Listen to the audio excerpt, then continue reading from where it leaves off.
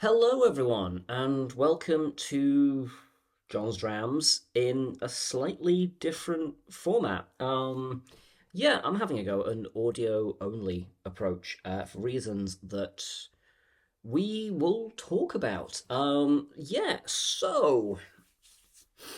going to be talking about. I think I've decided on the Hearach today. I'm not 100% certain I'm pronouncing that correctly. I have not bothered looking it up because I kind of like being blind on this one. We're talking about the Isle of Harris inaugural release today, or I'm going to be talking about it. I don't have any to hand. I'm going to be talking about this sort of second hand. I have tried it, I've drank it, I've enjoyed it. So, as per, if you're a busy bunny and you need to go and do other things, there's the TLDR version or TLDL, I guess. Yeah. Anyway, but first of all, why can't you see me? Well, it's 3 in the morning and I just got back from work, so it's probably for the best that you can't. But I so do you know what? I'm going to go into my YouTube and just sort of quickly go over kind of what I have put out since the hiatus. I don't really like that word. Since the break, since I sort of fell off a cliff a little bit. Because you may have noticed, because it hasn't been subtle thus far, that pretty much everything I've been putting out since I got back, I put out that little trailer for coming soon, but you might have noticed that most of it, in some way or shape, is recycled material. The first thing that I put out, which was the first thing that I put out, which was original, as in recorded specifically after I took my break, is the 21-year-old Cuban Glenfiddich. And I filmed that in the pub because I thought, well, the pub is part of the reason why I've not been able to get anywhere near as much recording done. And that's not to say that I resent the pub. In fact, I don't. I'm absolutely over the moon with my job just now. I genuinely am. Despite all that it's been throwing at me, and we may well go into that at some point, I have genuinely been loving it, but it has meant that I have had significantly less, some would say no, time to do this. I feel like that's kind of not fair, just because there's been a change in circumstances that I can't find time to do this anymore because the whole process is laborious, even for the kind of minimal editing version that I put out. I do still do like audio correction and color grading and stuff, and that's where we kind of get into the Glenfiddich video because it looks and sounds crap. I am going to be the first person to say it looks and sounds crap. I had decided to kind of set up in the pub after I was finished and stuff and like do some filming in there, and I just could not get it to light right or sound right. The camera is also having some technical issues. It's quite an old camera. It's a good camera, but it's quite an old camera. And I think it's maybe coming towards the end of its life because it's just having a lot of issues with like cutting out and doing random shit. And doing it as like a one-man band kind of a thing. It, filming the two videos that I did because there's another one coming and I haven't yet released. It's on Wolfburn 10. Back when that was new. And that's another point actually. I have stuff filmed and basically ready to go, and I just haven't had time to like finalize tags and do the commentary and not commentary, the description and finish the thumbnails and all that kind of stuff. It's just been weirdly all encompassing, and I just kind of haven't had the energy to dive back into it. So I thought maybe doing something that's a little bit kind of yeah lazier. I was thinking like not lazier, but I was like yeah actually no lazier. Doing audio only, and just being able to like put it up for all its airs and graces, and at least have something going out. Because I think that's part of what I mean. I might be entirely wrong, but from what the sort of little community that I've managed to sort of scrape together, and the majority of them joined during COVID, and I get it. There wasn't much to do. You've maybe shagged your partner 20 times in one day. You're knackered. You need something else to do, and it ain't going to be the dishes. So let's see what YouTube has to throw up. Okay, let's give this guy a go. He seems nuts. And that's basically, I think, where most of the audience came from, although it has, steadily built from other things as well. Basically, if you're listening to this and you're like, oh, he's back, sort of, why is he doing this? It's kind of because I want to give you guys something. Also, YouTube is like playing around with podcasts at the minute. So yeah, let's do that. So that's kind of my, yeah. Also, I'm just tired a lot of the time. So as easy as I can make it for myself, I don't have to set up the camera. Like I say, I've literally just come back from work. It was a short shift today, only 6 hours. Last week and the week before, there was a lot of 11 a.m. till 2 a.m.s that I was doing because I was having to cover for people quite a bit.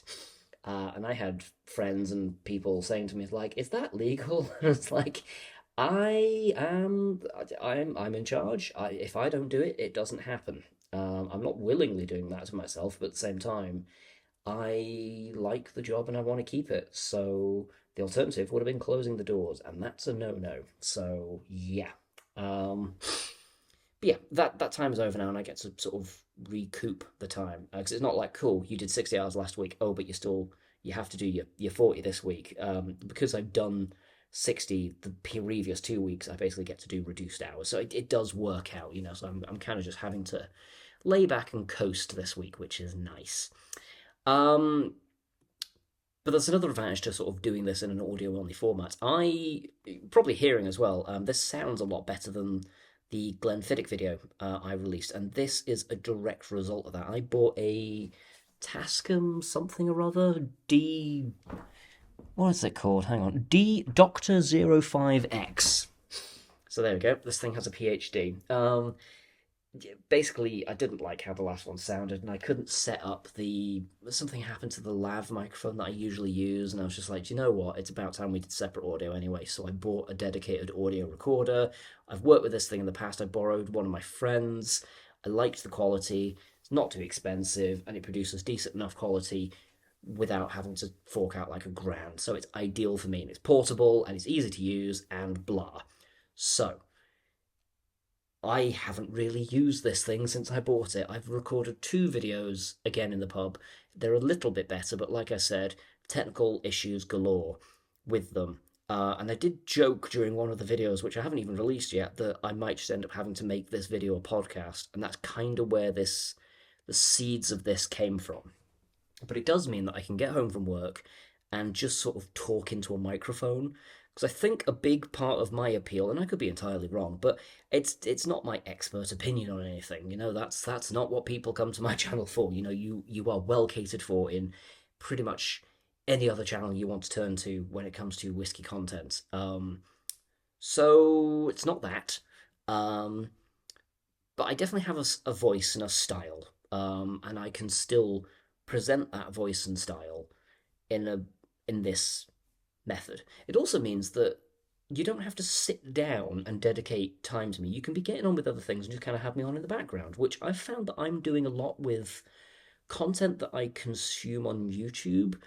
That whilst it does have a visual element, I'm usually doing something on like another tab. Like I'll be researching something or looking something up, or I might be doing an order for the pub or something. Like even on my off time, I live and breathe that place right now. But to be fair, it's needed it.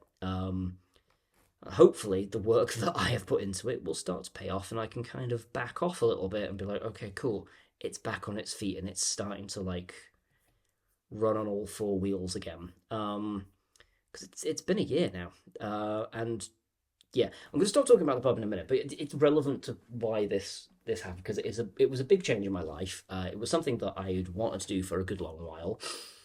And I don't know, maybe I'll like field questions or something about that at some point. But we are massively off topic, and we should start talking about the Hearach, shouldn't we? So, I'm gonna bring up, where are we? If I can find it.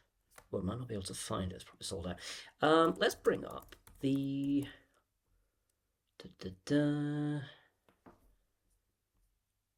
Yes, here we are. So I've got the website open in front of me. Like I said, I've tried it. So Yeah, I was able to get this on the bar relatively quickly, and the response to it so far has been one of delight. People have been loving trying it, talking about it. For context, the one that I've got on the bar, and thus the one that I have tried, is the Batch 7. So all part of a first release, but they've been released in various different batches. I think Batch 1 is already on auction sites and all the rest, all that nonsense that happens. But yes, we've got a little bit of gumph on the website, so I might as well read that out because, get a bit of length out of this, if nothing else. The first legal dram from Harris. There's a key distinction with that one. The first legal dram, because obviously illicit distillation, long proud history in Scotland and other places indeed. But yeah, this is the first sort of legit one that pays its taxes and does all that kind of stuff, and probably won't make you blind. Although it is new, so who can say? Early days, but hopefully you get to keep your sight from drinking it. I'm sure it's fine. Harris seem to know what they're doing. They're one of the more sort of renowned gins out there. It was one of those ones actually where, with gin in particular, I was kind of like, oh god, another one, because it did kind of come sort of in the middle of that gin craze, and I was like, Jesus Christ, do we need any more? And I tried, and I was like, oh, actually, that's really bloody nice. Fair enough. So the mutterings on the website, the influence of an island. The people from Pabay, a small island off our western coast, could once boast of the we I've always struggled with this one. We Sabith, what a life, which flowed from their hidden stills far from the exciseman's eyes. These days, love it. These days are sadly long gone, and the wee island now lays empty of both whisky and anyone to make it. Today we're proud to be reviving the tradition of Harris's distilling almost 170 years later here in Tarbert. Like the Hearach... Oh, that's slightly different. Hang on. Hearach. Themselves, our malt whisky is a conversation between nature and nurture, that bit's in bold, by the way, with two powerful parents, way up, each influencing the dram in their own unique ways. Firstly, there are the elements of Harris itself. We're making the Hearach from the softest of outer Hebridean waters, the fastest flowing stream from which it flows. Oh boy. Avein Knock, I'm going to pronounce it phonetically, Shirane, or Chirain, as it's probably pronounced Bob, running over the oldest rocks on Earth. I'm getting more to grips with my Gaelic, but I'm a long way from being anywhere close to conversant. And then there's the environment. I'm back onto the spiel now, in which it all takes shape. A place swept by the Gulf Stream and the Atlantic storms. For all its wildness, the island is not always a savage place. Those infamous winds keep the summer cool, and in winter snow rarely lies except on the heights of the mighty Clism Mountain, helping to ensure that despite all the odds, we have a climate which is perfectly balanced for whisky maturation. So there you go. And then part two is a slightly worrying one. Chaos in the casks. The one... Oh, it's always the problem when you're talking about casks, because it's innuendos galore. Here we go. The wonders of wood. It's funny because bonus. The second parent. Oh, it gets worse. Uh, Christ Almighty. I'm sorry, I'm very immature. The second parent is the long, complex process of spiritual interaction with wood.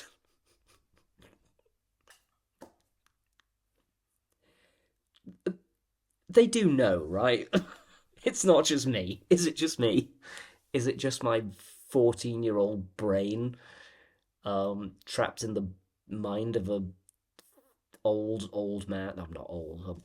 My knees hurt sometimes, but that's because I'm not old. We take the sourcing of our casks very seriously, using only the best bourbon barrels from carefully chosen distillers in Kentucky and sherry butts, butts, from the single Spanish bodega. From a single Spanish bodega, I should say. Interesting actually, they haven't named anyone yet. Maybe they'll do it later on. I kind of want to be proven wrong on that one, to be fair, because otherwise they've just said that it's carefully chosen and then not bother to name them, which just, I don't know why you'd do that. We're also experimenting. I mean, you've just released it. Everything's an experiment, surely. We are also experimenting with full maturation in Pennsylvanian rye casks. I love that they added Pennsylvanian to that. And Sauterne barrels from Bordeaux. Hang about. It's 3 in the morning, so I'm having to double check. It is a regional. Sauterne is a French sweet wine from the region of the same name in the Graves section of Bordeaux. So yes, if it's Sauterne, it is always from Bordeaux. So that's one of those unnecessary additions. Oh, here we go. This focus on good wood. Breathe, John. Will have a profound influence on the hue and expression of the Hearach as it resides in our warehouse by the shores of Loch Yeah, here we go again. Loch an Siar. Siar. Any Gaelic speakers, please help. Near the village of... Oh, boy. Hassaig? Hang about. Ardhasaig over the coming years. I may mock the innuendo-laden copy, but at the same time I can't pronounce half of it, so, you know, it's sort of even Stevens at the minute, isn't it? Our distillers have been cutting peat by hand at CLEITE-MHOR. I'm just giving up at this point. An area of South Harris where peat has been cut for generations. These decayed remnants of ancient forests have been used to malt some of our barley for a more heavily peated expression of our dram. The final results remain to be seen, but rest assured, our first whisky will be free from chill filtering and naturally coloured. So there you go, Ralphie, that's you covered. Embodying all the character, soul, and elemental natures of the Isle of Harris when it's finally ready to drink. Every drop will have been distilled, matured, and eventually bottled by the local people of the Isle of Harris. Okay. Oh, there's more. Good lord. Wow, it just sort of keeps going, doesn't it? Oh, go on. I'm enjoying myself. Why not? Life takes time. One would hope. A slower approach. As every island understands, life takes time. Life here in Harris is lived at a different pace. I'm sorry, I'm just tired, I'm not bored. A culture which has evolved naturally from our distance from big cities and closeness to the rhythms of the natural world. This less regimented approach to the dictates of the clock is something we bring to our distilling work too. What, you knock off at 2 o'clock in the afternoon or something? Our mashing, for example, is measured and gentle. The rakes of the mash turning slowly to create a lighter wort. Our fermentation process is unusually long, from 3 to 5 days, accommodating as it does the distillery's adherence to the island's Sabbath, with no work on a Sunday. Oh, interesting. That's the first part of all this copy where I'm actually like, oh, that's actually interesting to know. We're also in no rush to release our first historic single malt to the world. We'll wait until the right moment to bottle it, when the whisky is at its best, and bollocks to it, keep that in, and worthy of bearing our island's name. Exactly when that will be, only time and taste will tell. Meanwhile, we can tell you that the Hearach single malt whisky promises to be an Outer Hebridean dram of distinction. Medium peated to evoke the gentle whiff of village fires. Skipped ahead and then muddled it. Weird. It will combine spirit drawn from both our bourbon and sherry barrels in careful balance. complex and full of Isle of Harris character. We look forward to sharing a glass with you someday soon, but not too soon. Well, my dears, that day has come. There's a little quote here from Domnan MacLeod, who's a distiller. We know we can't rush the seasons have always been more dictated by natural rhythms than by the stopwatch. There's that phrase again. There's a great appreciation for this idea, I think, and so what gets done in the distillery will not be rushed. We'd rather do it right. Well, okay, that sounds all lovely and wonderful, I suppose. Now that so as I said, I got the Hearach in for the pub, and it's been doing quite nicely. There's a little bit of information about batches here.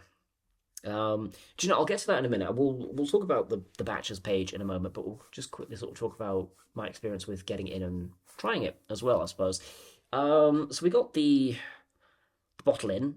It's a gorgeous bottle, as you would expect. Anyone who's seen the Harris gin has maybe seen kind of like this very sort of a bluey green hue it's got to it, and it's got kind of a spiral glass look to it. It's not dissimilar to the Linden Lime. They're two gin bottles that you can make your money back off of the entire bottle if you just flog the bottle on eBay. There's like markets in like I think Canada and France and stuff that will just like very happily buy the bottle because it's a gorgeous piece of glass. Which is, who needs the deposit return scheme when you can just when you've got eBay, I suppose. But yeah, so the bottle came in. The box is unusual. It's got this kind of like origami folding brace design, which is kind of interesting. It's sort of like if you imagine a very deep picture frame, and then it's got like a strut, basically structurally holding it in the middle, and it's got an oval cut out so the bottle can actually rest within that strut, and it all actually clips together and holds together very nicely. It's a very interesting way of doing it, and I'd imagine also not necessarily cost effective, but it's I don't know, maybe more economical to produce. I actually had it on display in the pub because we have a fair few uh, whiskey boxes on display. So I put this one up high, and some blighter has nicked it. Just the box, no bottle in it. Yeah, I mean, if it did have the bottle in it, I'd more readily understand why somebody had stolen it, and also, I am a fool for leaving it out. But just the box, somebody has nicked the box, which is odd. They haven't yet stolen the booklet that came with it, and I kind of wish I'd brought that with me, to be honest, because there's a great deal of information in that about like sort of the batches and like where the name has come from. It means person from Harris or native of Harris or something along those lines. I think that's more correct. Native of Harris. So yeah, that's kind of where the names come from. I actually didn't try the Hearach at my pub. I tried it at the Athletic Arms because they had it on for a quid less. So I was like, well, make the savings where I can.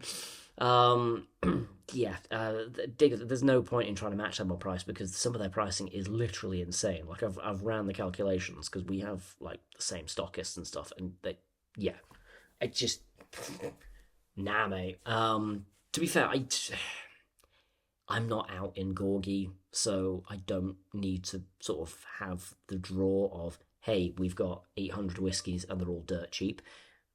Google, I don't want you. Go away. Okay, bloody thing. Can Google Homes get senility? Genuine question. That thing's been getting increasingly more loopy as the years have gone on, which shouldn't happen, but it just kind of has done. Yeah. So I gave it a go. It's bloody lovely. For my palate, for my tasting, it's a little on the simpler side, but it's got a lovely, rich barley. I don't want to say barley sugar because it's not quite right, but there is like this lovely sort of. It's like sourdough and a little bit sweet is the way I will describe it. It's got a lovely sort of barley richness to it. Um, Bourbon casks come through prominently on it. It does have that just sort of juicy vanilla wood, grassy richness to it. There's a tiny little bit of salinity to it, but it's really nowhere near as prominent as you might expect for an island distillery. No real liquor peat to it. It was a little on the heavier side when it came to sort of body. But yeah, I enjoyed it. Do you know it's a very approachable, easy drinking whiskey, which is I think what a lot of these initial releases are going for. Which is they want something that isn't gonna knock you sideways too much. It's just a good, easy drinking. Oh, that's quite nice kind of a whiskey, and I think that's kind of where a lot of these distilleries have thought about. Okay, this is the first one. This is our hello to the world. How do we do that? So they've gotten the basics right of 46% natural color, non-chill filtered, but they're also introducing themselves to potentially a market of people because you've got to remember as well, like your average whiskey drinker isn't necessarily your turbo mega enthusiast who lives, breathes, and sleeps it. They're not. They might not even necessarily understand what chill filtration is. They might understand that it's better if it doesn't happen, but they might not understand what the actual process is or why. Um, or they might not understand why 40% is more of a sort of a false economy kind of an ABV at this stage than it is anything else. That having been said, there have been some 40% releases recently which have been genuinely very nice. The Tomintown releases, actually, I might be alone in thinking they're gorgeous, but they are. I think they're bloody gorgeous. The White Port, the Caribbean Rum, and the Merlot are three ones that we got in recently, and they're lovely. Maybe a little bit heavy-handed on the casks, but you know what? It really works. If you're looking for like something that you want, it works really well for us because they are three whiskies that you get a lot of tourists in. It was like, so I asked the question. I'm quite cheeky with it at this stage. You'll get people coming in. I was like, oh, I want to try a whiskey, and I rather than be like, what have you tried? If they, well, I'll ask what they've tried, and if they're kind of hesitant, I'm like, okay, cool. Are we much of a whiskey drinker, or do we just feel obligated because we're in Scotland? And you might expect that people will be like, well, that's quite rude, but actually, I found that a lot of people have been like, oh, probably the second one to be fair. It's like, cool, appreciate the honesty. Let's get you something that might not scare you off for life. I don't stock famous grouse, so that's not likely. But yeah, it's beautiful. Beautiful. I don't want to use the word simple because that's not fair. But it's a cohesive, enjoyable, not necessarily a thinking dram. It's one of those ones where it's just a well-made, high-quality session sipper, I suppose, for want of a better way of putting it.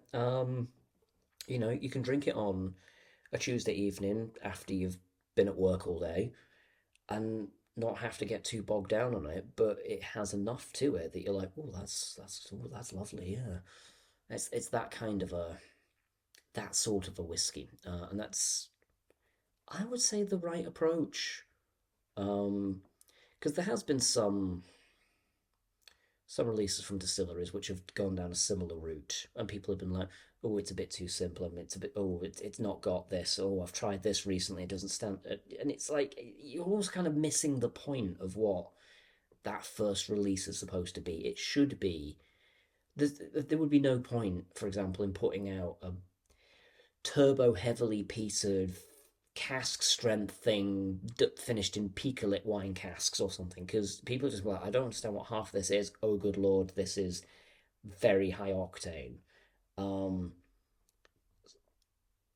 so this is, I think, the right way to do it, and I think there's been a lot of chatter from a lot of pubs and a lot of people online as well that I've noted who've just been like, oh, I popped into the Bow Bar. Oh, I've just been in the Pot Still and I've given it a go.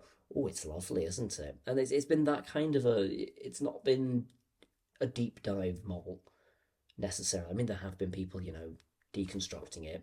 But my recollection from when I was drinking it was I wasn't deep diving it too much and trying to think about, oh, it tastes like this, that, and that, because I was too busy enjoying it. And that's sometimes, I mean, this would make a terrible review if I was doing it in the traditional way. So, because I'd just be like, oh yeah, it tastes really nice, and that doesn't for good content necessarily make. He says making content out of it, but yeah. Anyway, I promised batches, and batches we shall have. So, it says look for the strip code. Every batch of the Hearach is made to the same recipe, however, there will be subtle natural variations between each which reflect, I was trying to smash two words together for efficiency apparently, which reflect the casks chosen. Oh no, there's a break there. Bloody hell, I'm not doing well here. You would think with an English degree I could read, but apparently not. Which reflect the casks chosen and the length of time we marry the vatting. We release our whisky with a special combination of letters and numbers on every stopper seal. This strip code helps you to learn more about the dram in the bottle you've bought or plan to buy. The code may refer to a specifically married batch or a batch from a single cask, or a batch from a certain type of maturation or other unique factors in its release. Oh, interesting. You can download an accompanying batch sheet which corresponds to your bottle and learn about the way your whiskey was made. Read some tasting notes from a local insider and enjoy a short story from Harris written at the time of that bottling. Okay, it's going a little bit cutesy, isn't it? But, fuck it, whatever works. Scroll down to find the first 8 strip codes and look out for more additions as our releases grow. So we have now. Then, do I? Yes, this is the one I've got in the pub, which is HE00000723. It's a batch 7. Simply click on the code which matches your bottle to discover the story behind your dram. Let us discover together, children. Here we go. Batch sheet. Batch number HE000007. Non-chill filtered, no artificial colouring. Interesting that they've noted artificial. Anyway, so batch run of 12,254 bottles. ABV 46.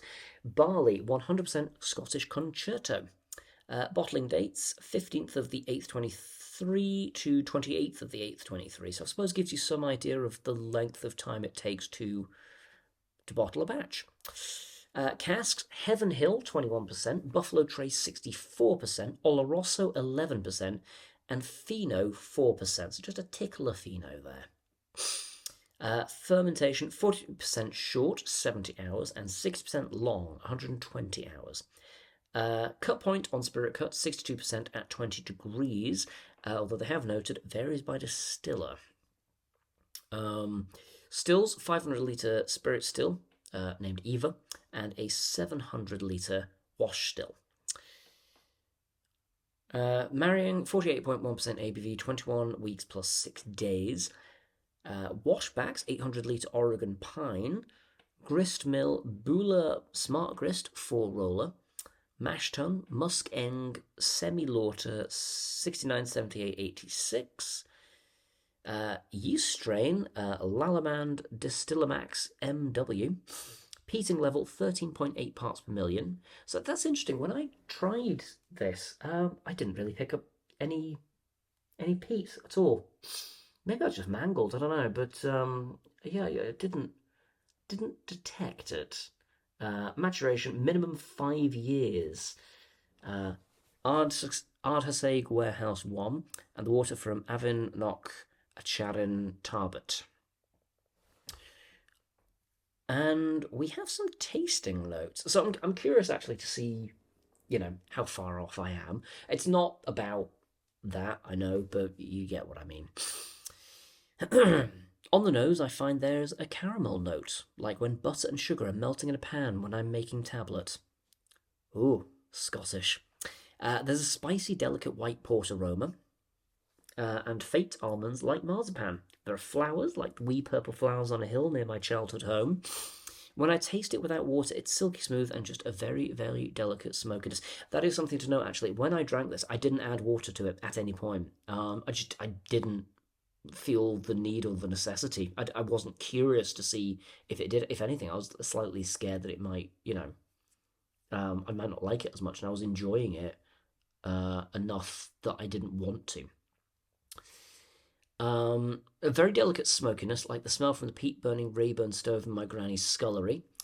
Adding a wee bit of water, and I get berries and meringue like an Eton mess pudding. The fruits and spice remind me of my mother's aunties pouring a wee sherry and enjoying a slice of Christmas cake by the fire. There's so much going on in my glass, it's lovely. That last sentiment is one that I've seen shared quite a bit, which is just, it's lovely. It's not a bad thing. There's also a QR code that says scan for ceremony sounds. I don't think I'm going to do that, to be completely honest with you. And I might as well read the story that comes with it. This is just nonsense. Yeah, this is just like, over-quainting at this point. I don't know if this is maybe for the Americans or what, because they love a cutesy bit of Scotland, they do. I say that with authority, to be completely blunt. It's mid-August, and subtle signs across the island suggest that summertime is passing and the seasons are about to turn once more. The sheep are well shorn, and their lambs have grown fat on the grass. Out at sea, the dolphins and whales scoop up the last of the summer bounty of mackerel and herring. On the moor, peats are almost dry and ready to lift, and upon the hill the heather bloom is reaching its peak, painting the landscape with the purple of their bell-headed blossoms. I was doing so well. Perhaps the surest sign of change is the swift shortening of the days. As autumn beckons and the colours change, we're looking forward to golds and ambers of a different sort. A special whisky is coming. Has nothing to do with anything, but doesn't it sound lovely? Yeah, so that's the Hearach. Do you know what? I'm gonna wrap this up here because I just wanted a more sort of casual recollection of my tryings of it, and also just kind of what some other people have been saying about the Hearach, which is, I mean, the feedback we've had is lovely first go. That's how I'm going to summarize it. We're about halfway through our bottle. We've had it on the bar for about a week. So go us, I guess. Yeah, people have just been enjoying it. It's very much quickly not cemented itself, but it gelled very quickly as just it's a malt to drink. You don't have to stand on ceremony with it too much. Like people have been enjoying it, they've been buying rounds of it and stuff like that. So that's been nice to see. People have been enjoying it in a more sort of relaxed and casual pace than say, oh, I want to come in and try the new one and see what it's like. There has been some of that as well. It's been a mix, but on the whole, actually, it's been more. We've been letting people know, hey, this is something new that's come out. It's the first release from Harris, and they've been like, interesting. I will get one for myself and two for my friends, and we will see what it is like. And they've just been enjoying it. And it's a nice thing to see, because it's just Joe Public getting to enjoy a whiskey that, maybe on the whole is just going to get drank by the enthusiasts otherwise. So it's nice. It's been nice to see that. But yeah, I'm gonna wrap this up. So that was the Isle Harris, the Hearach. At this point, you obviously have an opportunity to tell me how badly I've been mispronouncing this the entire time. I'd be amazed if I've nailed it, to be completely honest with you. And also just generally mock me for my lack of Gaelic. There is a difference, isn't there? I'm always scared of saying that one as well.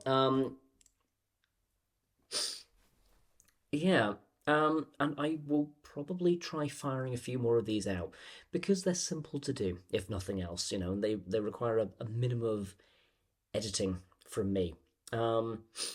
Hopefully, this scratches an itch of some sort, and hopefully you have enjoyed listening to this. I feel like we've been going for about 20 minutes.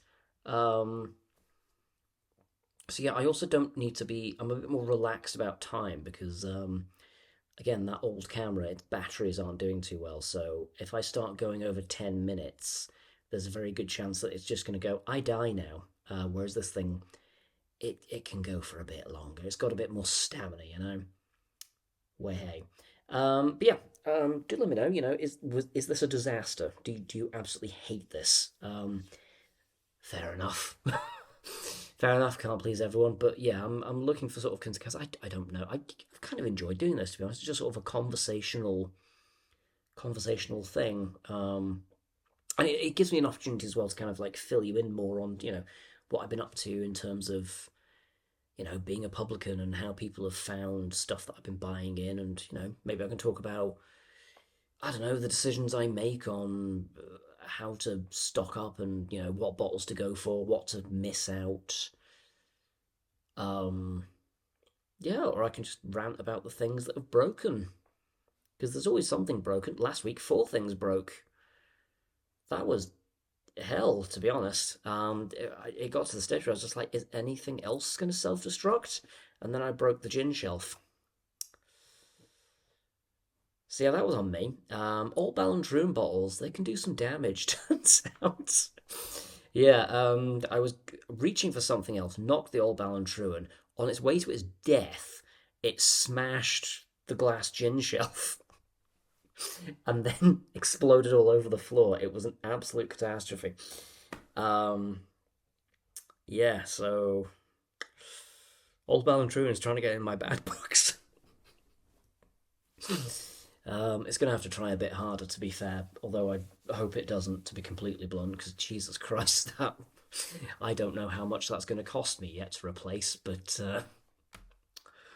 yeah, glass bar shelves, man. Whoever thought they were a good idea? Or whoever fitted them, I suppose. But fucking hell. I'm kind of glad it's happened, to be fair, because I've been looking at them for a while and been like, one of these days they're going to go bang, and lo and behold, it's gone bang. With assistance, but still.